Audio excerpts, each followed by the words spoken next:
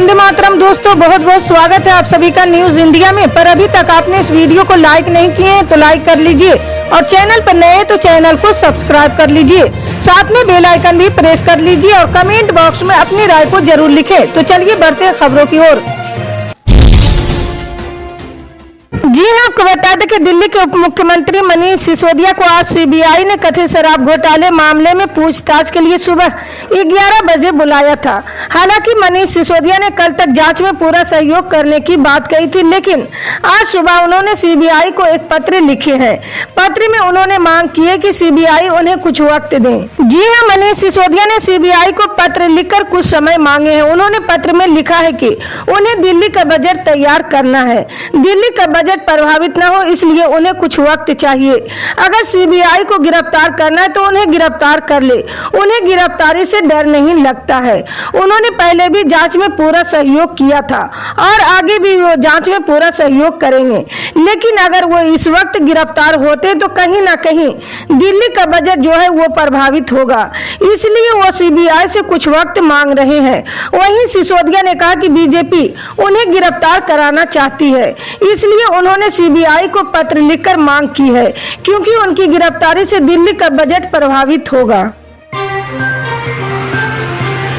जी हाँ, आपको बता दें कि चुनाव आयोग के एक फैसले से महाराष्ट्र की राजनीतिक में इन दिनों बवाल मचा हुआ है। एक तरफ जहां शिंदे गुट खुशी से समा नहीं रहे, वहीं उद्धव गुट और उनके नेता चुनाव आयोग के साथ साथ केंद्र सरकार को कोस रहे हैं।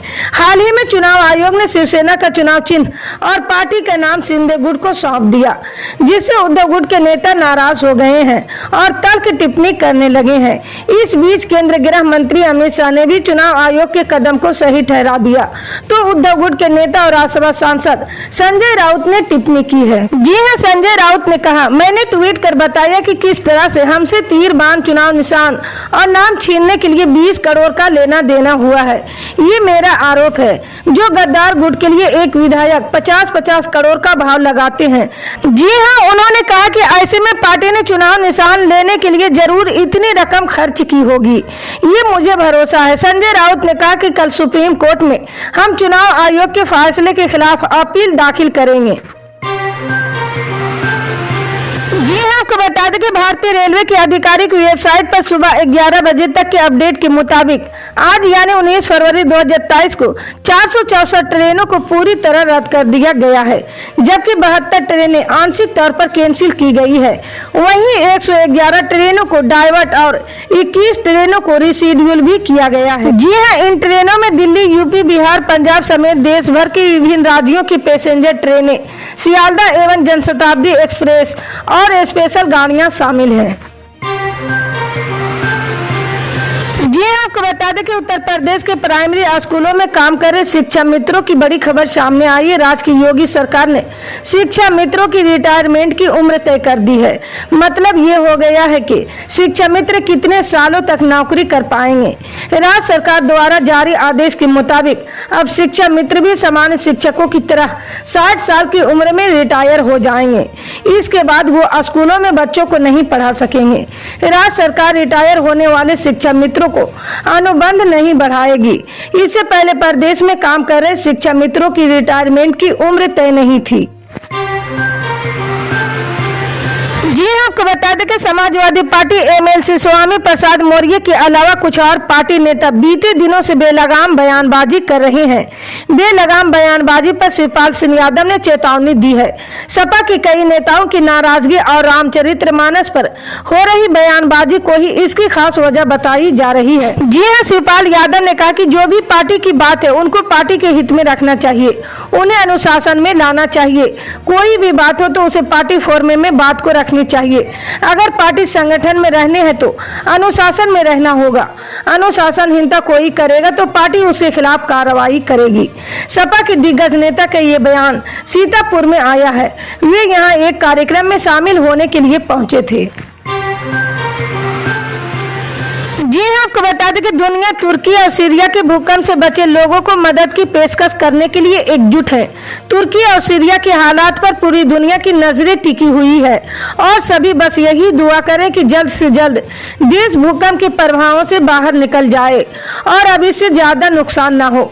इस बीच कई बॉलीवुड सेलेब्स ने भी तुर्की और सीरिया के हालात पर दुख जताया है और लगातार सभी उनके लिए बस प्रार्थना कर रहे हैं। अब एक्ट्रेस सनी लियोनी ने तुर्की और सीरिया के लिए मदद का हाथ आगे बढ़ाया है। जी हां, बॉलीवुड जोड़ी सनी लियोनी और डेनियल वेबर भी तुर्की और सीरिया की पीड़ितों के लिए अपना योगदान दे रहे हैं। कपल ने अपने कॉस्मेटिक ब्रांड की फरवरी की कमाई का 10% सीरिया और तुर्की में भूकंप प्रभावित लोगों के लिए राहत और वसूली के लिए दान करने का फैसला किया है। जी हाँ, आपको बता दें कि साल 2024 में होने वाले लोकसभा चुनाव को लेकर देश में अभी से सरगर्मियां तेज हो गई है। केंद्र की मोदी सरकार के अलग अलग मोर्चों पर नाकामियों और कांग्रेस पार्टी की भारत जोड़ो यात्रा ने विपक्षी और उसकी एकता को काफी बल दिया है।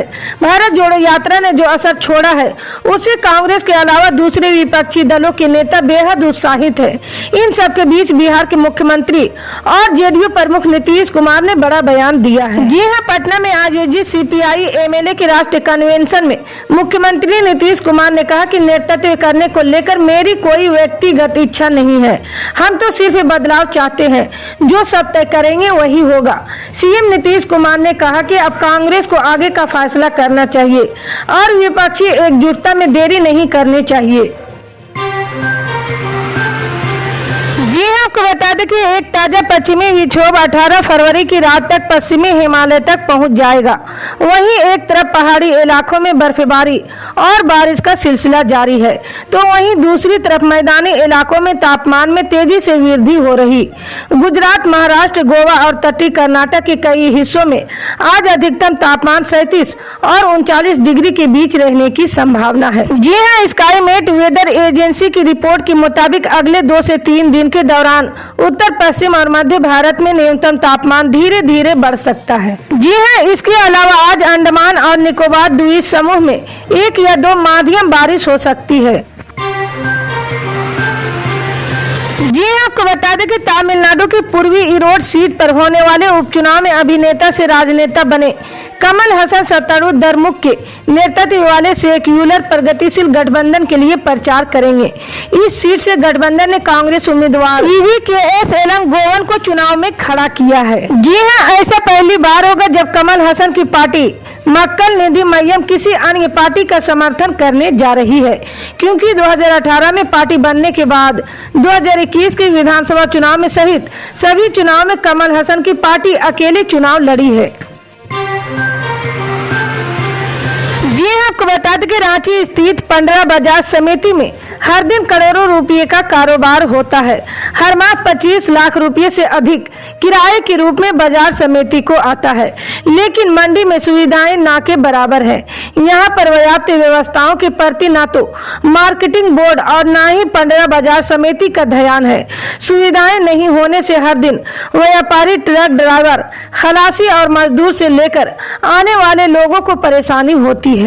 जी हाँ, बाजार समिति में दुकानों और गोदामों की स्थिति भी खराब है। कई जगहों पर पिलर टूटा हुआ, छत भी गिरी है, लेकिन इस पर बाजार समिति का कोई ध्यान नहीं है। परिसर में कई जगहों पर कचरा पसरा है। हालात यह है कि परिसर में दिन भर आवारा जानवर घूमते रहते हैं। सड़कें भी टूटी हुई है। रांची चेंबर पंडरा के अध्यक्ष संजय कुमारी और व्यापारी प्रतिनिधि संतोष सिंह ने कहा है कि बाजार समिति का ध्यान केवल किराया पर रहता है, सुविधाओं पर कोई ध्यान नहीं है। इसी तरह की पल पल की अपडेट जानने के लिए जुड़े रहे हमारे न्यूज इंडिया के साथ। मिलते हैं अगली बड़ी खबर में, तब तक के लिए जय हिंद।